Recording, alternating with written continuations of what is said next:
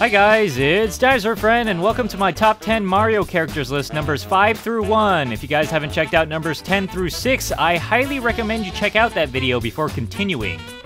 Now let's go over the ground rules again. Only characters that have starred in games with the word Mario in the title are allowed. This means no Super Smash Bros. Characters or cameo appearances unless they meet the above criteria. Now keep in mind, this list is completely based on my own opinion, and if you have an opinion of your own, feel free to leave a comment or video response below. Now let's get this countdown started.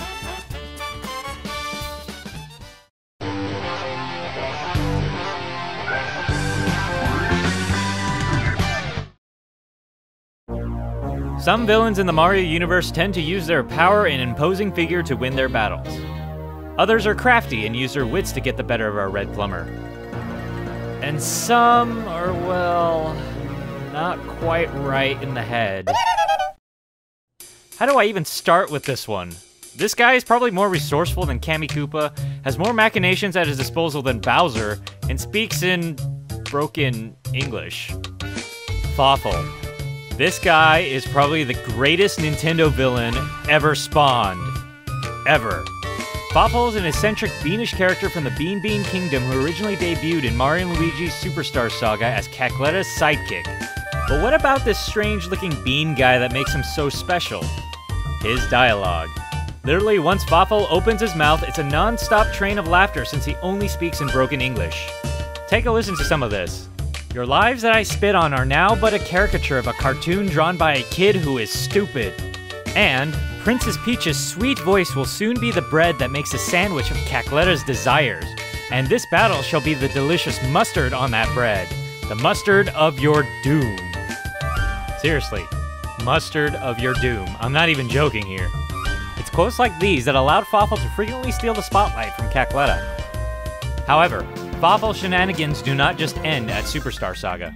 His greatest appearance is in Bowser's Inside Story, where he takes the role of the main villain. Fawful's goofiness and strange dialogue can be deceiving, but he shows that he's far more capable than what his speech dictates. Throughout the entire game, Fawful knows what strings to pull in order to infuriate and humiliate Bowser, showing that no one should underestimate his evil mastermind. This is what makes Fawful a fantastic villain.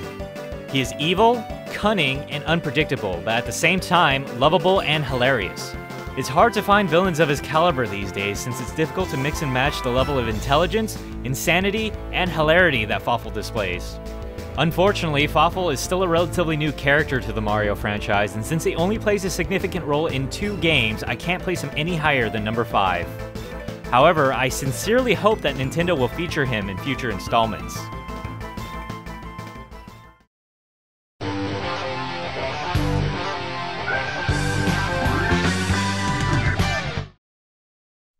Now, I would argue that major female characters have got a bit of a bad reputation in the Mario series. They're mainly portrayed as damsels in distress and usually don't have too much power at their disposal. Even when Nintendo added a new female character, Daisy, to complement Princess Peach, she didn't really bring anything new to the table despite being branded as a tomboy princess. However, in 2007, all of this was set to change. At number 4, it's one of Nintendo's most omnipotent characters, Rosalina. Rosalina is introduced in Super Mario Galaxy, and well, unlike her similar-looking colleague, Princess Peach, Rosalina is no damsel in distress. She is essentially a god. Now, there's not much backstory on Rosalina's omnipotent status, but all that is known is that these star-like creatures called Lumas refer to her as Mama. Now, this doesn't seem like much at first, but get this! Lumas at some point will turn into stars, planets, comets, and even galaxies. And since these creatures refer to Rosalina as Mama, I think it's safe to say that she pretty much gives birth to galaxies. Well, maybe she doesn't give birth to these Lumas technically, but hey, she nurtures them until they're ready to become planets and stars. That counts for something, right? I quite like this new refreshing take on a main female character in the series. Characters such as Daisy and Peach were more viewed as damsels in distress, and as you can see with Rosalina, she's not exactly one to get kidnapped and call for help. However, even though she is omnipotent, her description in Super Mario Galaxy states that there is a sadness behind her eyes. What has she lost out among the stars? This again touches upon one of the darker themes of Mario, and if you thought Bobbery's story was heartbreaking, wait until you hear Rosalina's.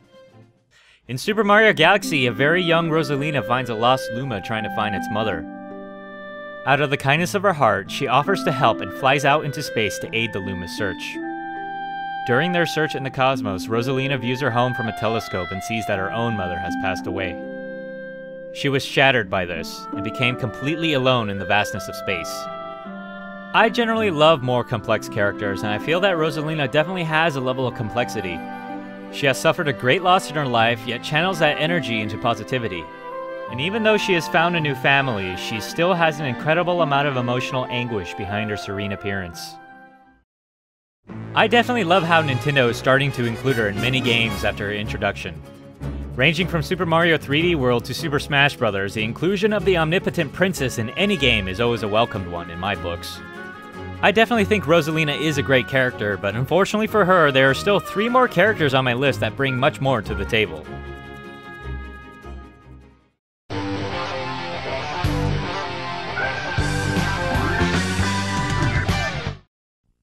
Now, the man that occupies number 3 on my list is a guy that we all know very well.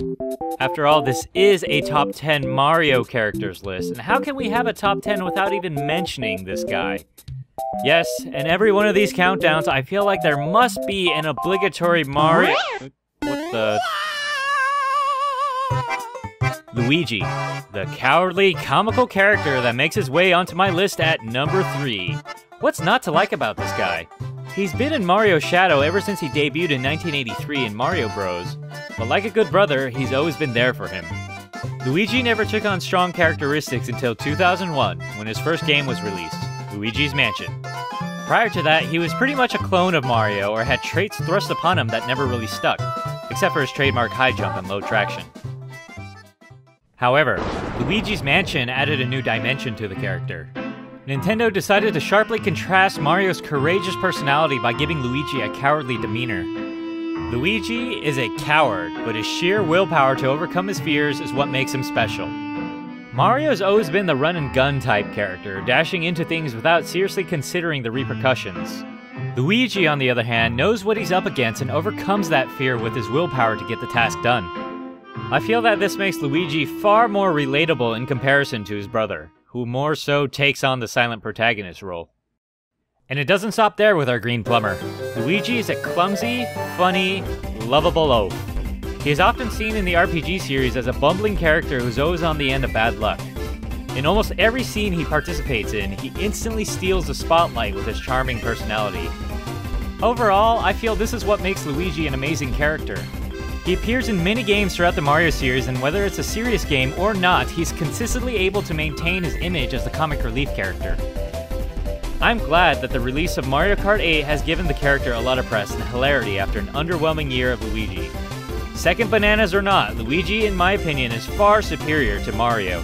He's got character, personality, and good looks over his older brother. But unfortunately, despite being the better brother, I can only place him at number 3 due to the pure awesomeness that the next 2 characters emanate.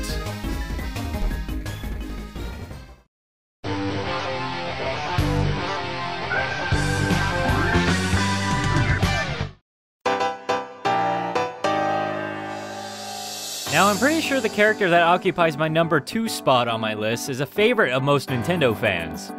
Yes, he's a sidekick like Luigi, and he's green like Luigi, but what makes him so much more popular? Maybe because he's a frickin' dinosaur, that's what.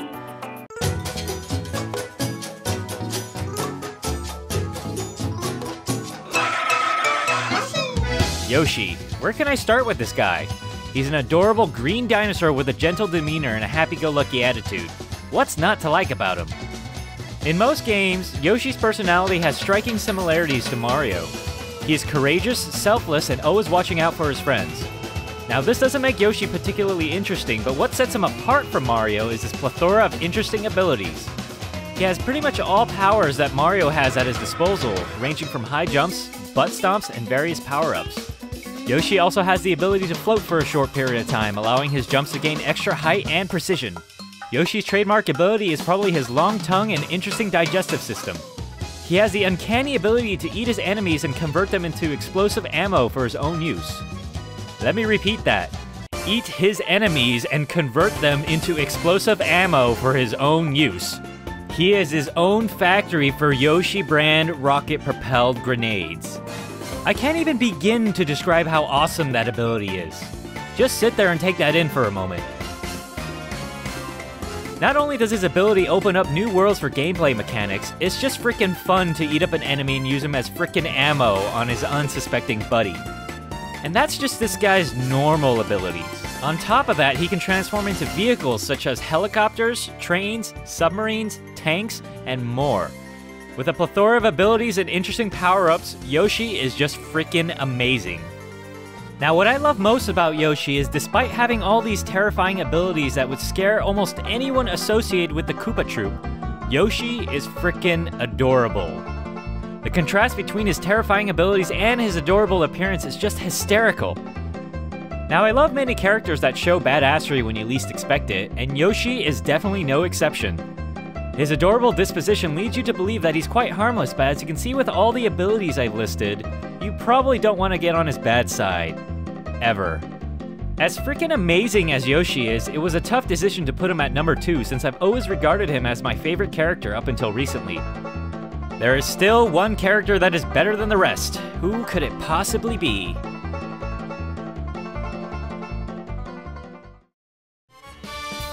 Before we get to number 1, let's have a recap of the list.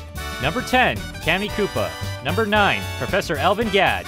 Number 8, Wario. Number 7, the Koopa Brothers. Number 6, Admiral Bobbery. Number 5, Fawful. Number 4, Rosalina. Number 3, Luigi. And number 2, Yoshi.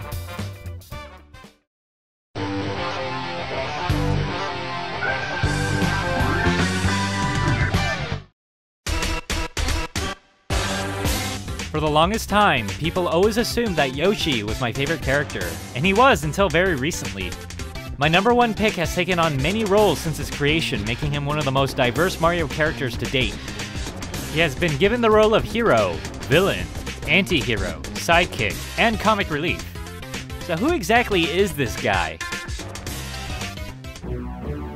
Bowser, the Koopa King, the terror of the Mushroom Kingdom. This choice was a hard one, but I definitely feel Bowser deserves a spot. Now I've got to say, I've always liked Bowser ever since I was a kid. For a main villain, he's just frickin' badass. It's really no wonder why the Koopa King is such an icon in the video game industry. In many Mario games where he's the main antagonist, Bowser is a menacing threat. Starting in Super Mario Bros. 3, he commands fleets of doom ships, convoys of tanks, legions of minions, and massive amounts of artillery. Not only that, Bowser himself is no pushover. Commanding powers such as his trademark Fire Breath, Dark Magic, and Shell Attacks, as well as his lesser-known powers such as Teleportation and Flight, he's probably not one you want to mess with. Bowser also holds the reputation as being one of the strongest, if not the strongest character in the Mario series.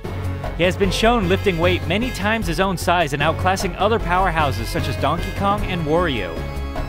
Strength is not the only area that Bowser excels in. In some instances, he is shown to be faster and more agile than his plumber rival. He is also extremely durable, able to take on crazy amounts of punishment, whether it's from trauma, incineration, gravity, and even being crushed. It doesn't matter how much damage you deal to this guy, the Koopa King always comes back strong in some way or form. This is why I've always liked Bowser. He has a vast array of powers that even make some superheroes jealous. Although he has a plethora of impressive abilities to bring to battle, Nintendo always seems to restrict him in some way or form. Even though it's a bit disappointing that we'll probably never see Bowser using all his known powers in a given game, this is what makes battles with him interesting. Since Nintendo only chooses to show his powers in bits and pieces, and in combinations of new and old ones, Bowser battles are never repetitive and always engaging for the player. What put Bowser on top of my list is not because he's Nintendo's most iconic villain or the fact that he has all these amazing powers, but the fact that he has taken on so many roles since his first appearance. From villain to protagonist, he has by far the most diverse roles of any Mario character to date. Now, in most games where he isn't the main antagonist, Bowser takes on the role of comic relief, and he is absolutely hilarious. From the bumbling second Bananas villain in the Thousand Year Door to the absolutely hilarious unwitty hero in Bowser's Inside Story, his cocky yet charming character never ceased to make me laugh.